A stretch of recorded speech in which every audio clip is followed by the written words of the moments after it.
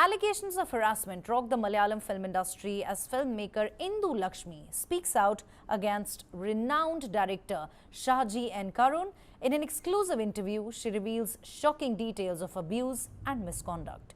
Here's a snippet. I'm joined in by Indu Lakshmi.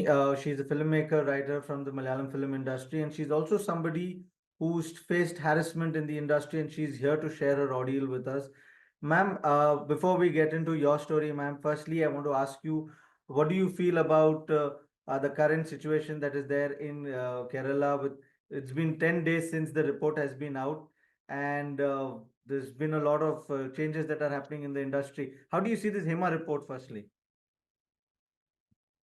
It's a very positive uh, feeling because the HEMA committee report, it took 5 years for it to see light, and it could trigger a lot of conversations which were not possible earlier, not just in Kerala, in any other part of the country. Because some of the issues are common, is what I'm understanding. A lot of basic issues which needs to be provided from the production side. But I'm really happy that a lot of conversation, it's opening up a lot of conversations, and I'm hoping that it will materialize. It'll materialize into something very positive. Ma'am, the government has also said that seeing so many people resign, firstly, your thoughts on Mohanlal resigning. Do you think that's a welcome this thing? Is this somewhere a nexus that was built, a mafia that the report talks about? Is it a crumbling of the mafia you feel with Mohanlal's resignation? No, I'm not really sure about that. I've heard that the entire committee of AMMA Association has resigned, but I think it's a question which they have to answer because I'm not a part of the association. So I really don't know about it.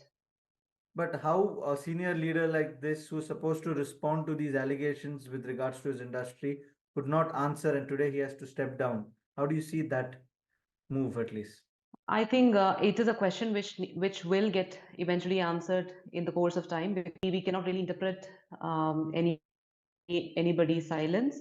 Response from or the impact of the HEMA committee report has just started showing up in the industry, and I think it will take a lot more time, at least some more time for us to get a proper answer to that.